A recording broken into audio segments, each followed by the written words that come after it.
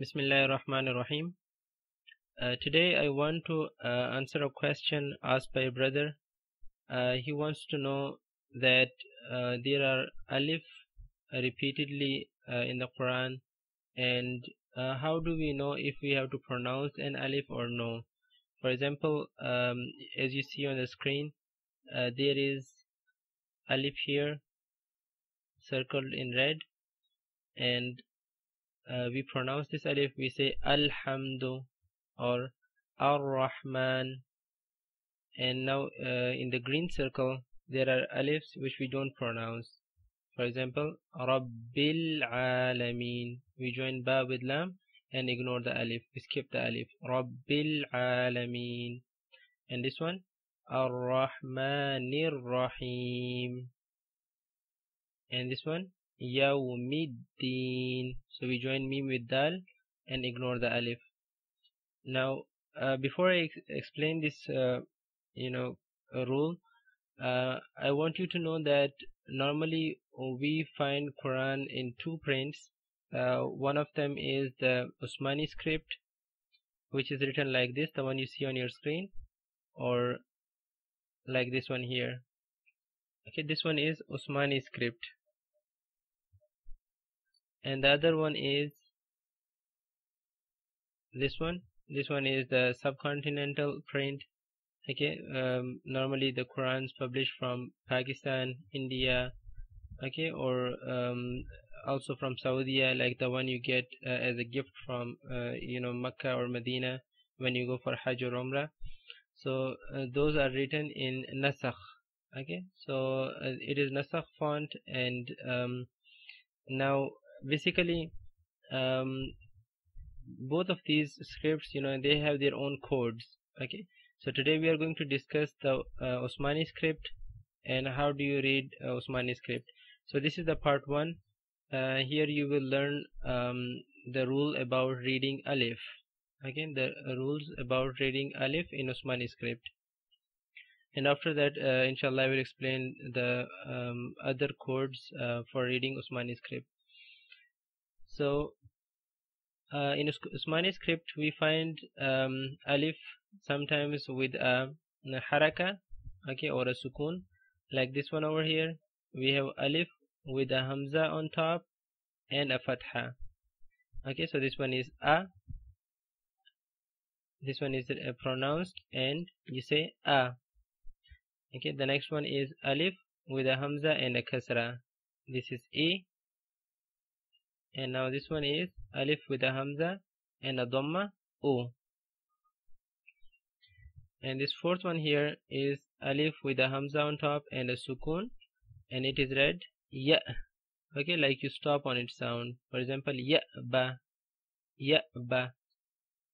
Okay, so if there is any of the marks on top of alif like dhamma, fatha, kasra, sukun, or tanween, which means 2 fathas, 2 kasras, 2 dhammas, okay, then it is considered hamza. Okay, it is not called alif anymore. So this one is hamza with alif. Okay, sorry, hamza with fatha, a. Okay, and this one hamza with kasra, e. Hamza with a dhamma, u. And this one with a sukun, ya ba. Okay, so you read it with a jerking sound and you stop on its sound. So if you find an alif like this, okay, you pronounce it with fatha, kasra, or dhamma, or sukun. But if there is an alif with a circle on top, okay, it means the alif is there but it is not pronounced. Okay, ignore it, don't read it. Okay, so it is just there because that is how they write it, but it is not pronounced. Okay, so if there is a circle on top of alif, don't read it, ignore it. Now here we have a fatha followed by alif. Okay, so this is one of the madda letters, which means you drag the fatha because of the alif, like za. Okay, without alif, the only fatha was supposed to be short, like za, za. But because there is alif, we have to drag it like za. Okay, the length of two counts, the two counts of fatha, like za. Okay, so this one is the mother letter, which means you have to drag the fatha because of this alif. Okay, and now here we have the fourth type of alif. Okay, so this one is called hamzatul wasl. Okay, hamzatul wasl. Okay, so now wasl means to connect. Okay, and um, the rule about hamzatul wasl is that you join the letter before this hamza with the one after. Okay, and you don't pronounce this alif when you are joining. For example, this one here. Okay, we have alif,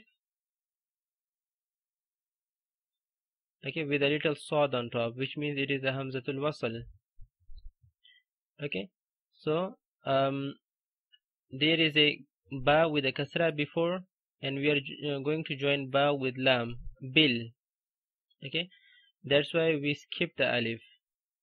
Okay, so hamzatul wasl is skipped when you join the letter before this hamza with the one after. Okay, so it's going to be bil adl. Okay, bil adl. And for example, we have here ya ayyuhalladhina. Okay, so we are joining ha with lam, and we are skipping this alif, okay, or hamzatul wasl. But when you start a word, you start reciting or you start reading an ayah, and the first letter you have is the hamzatul wasl, then you pronounce it. Okay, that is the rule about hamzatul wasl, that if you are starting a word, okay, you are starting reading with a word which has alif or hamzatul wasl in the beginning, then you have to pronounce it. You have to say alladhina. Okay, for example, this one alladhina. Okay, now because this one is in the middle of ayah, like we are saying ya ayyuhalladhina, that's why we skip the alif. But let's say we are going to start an ayah with alladhina, okay, or we are starting a word with this hamzatul wasl, then we have to pronounce it. And the best example is like alhamdu. Okay, we have this alif in the start, okay, or hamzatul wasl in the start, so we have to pronounce it like alhamdu. But now here it is in the middle of two words, okay, and you are joining both of these words, that's why we skip the alif. Okay, like rabbil alameen, we don't pronounce this hamzatul wasl. Okay, remember this rule. Again, here we have ar-rahman. Okay, so we are starting the ayah with hamzatul wasl, that's why we pronounce it like ar-rahman. Okay, and now here this hamzatul wasl is sandwiched between noon with a kasra and ra.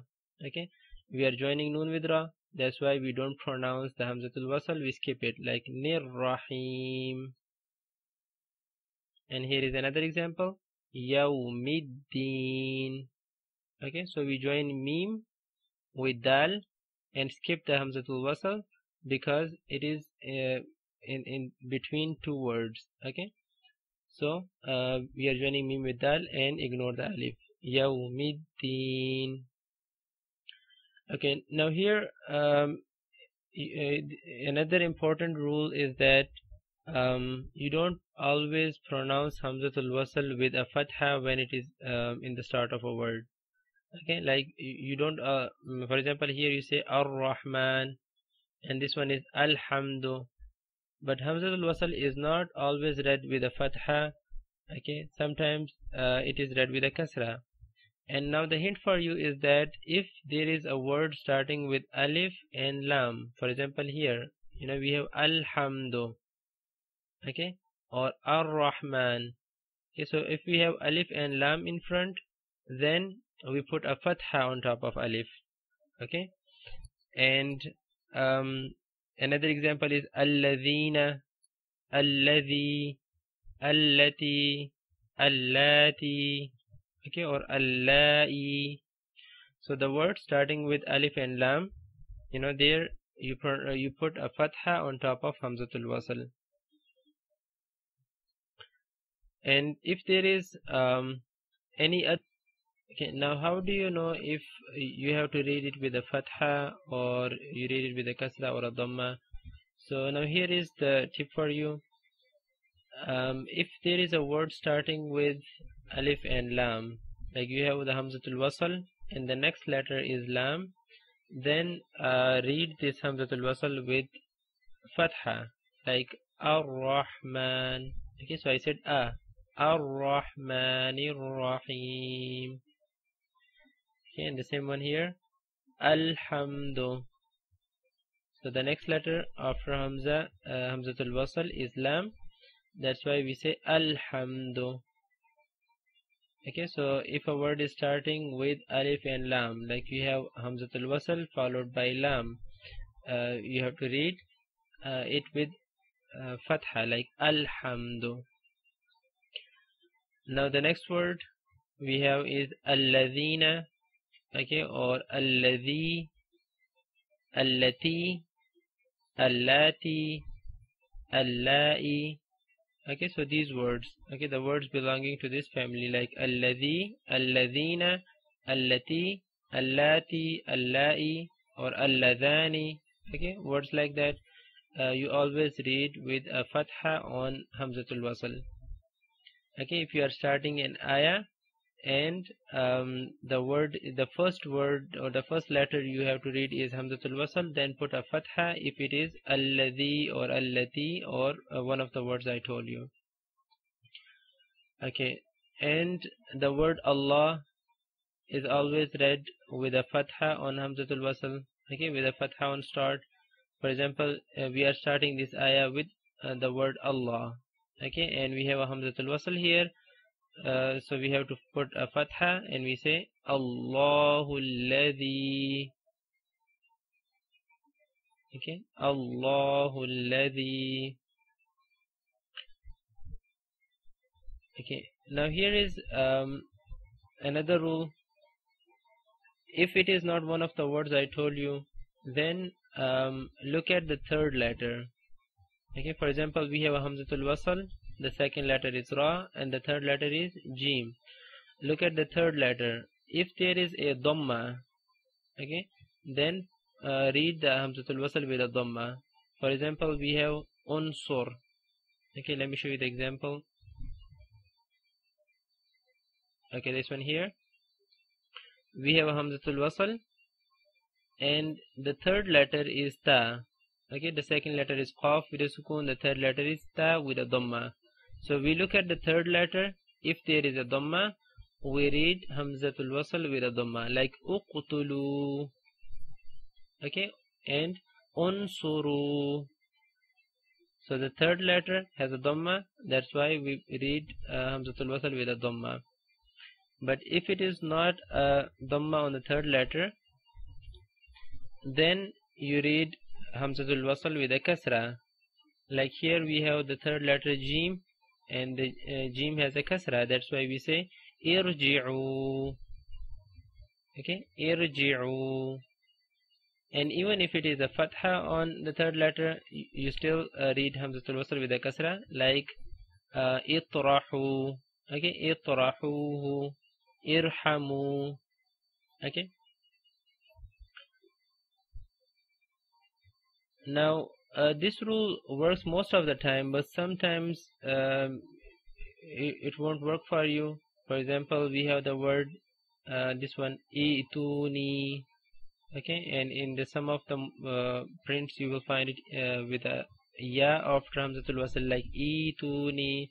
So that's not a mistake, that's like a rule of grammar, or you can say it's a different riwaya. Okay, so anyways, we have a hamzatul wasl and the third letter has a dhamma. Okay, but we still read this hamza with a kasra, like ituni or ituni.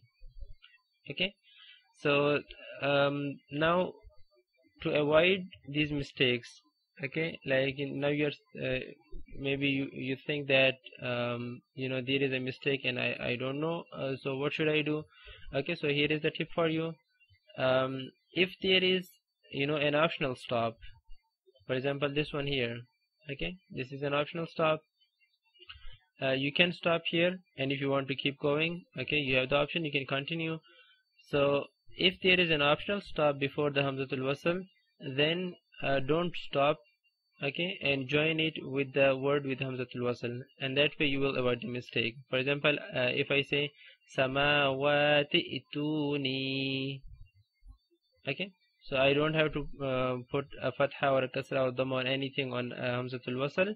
I'm just reading ta, joining with Hamza, like samawati ituni, okay, skipping the Hamzatul Wasl. So that is good way of avoiding this mistake. Okay, and here is another example for you. We have Surah Yasin, and in Surah Yasin we have this ayah, ittabi'u. Okay, ittabi'u. Now if you are confused about this alif, that this Hamzatul Wasl, and you can't figure out like if you have to read it with a dhamma or with a kasra, then look here, we have nun the fatha, and we have to join it with ta, okay, and we read mursalina tabi'u, okay. So when I join nun with ta, I am skipping the Hamzatul Wasl, and that is how I can avoid this mistake. Okay. Now if you don't know like which stop is an optional stop and which one is mandatory, then I'm going to put the link here on the video. Okay, just click there and go to the link and learn the symbols and rules of stopping, symbols and rules of waqaf. Okay, and in this in that video you will learn what changes you make on, and what rules are there for stopping on a word. Like when you stop on a word, you have to make some changes. Okay, what are those changes? So you can learn with the help of that recording. Okay, so I hope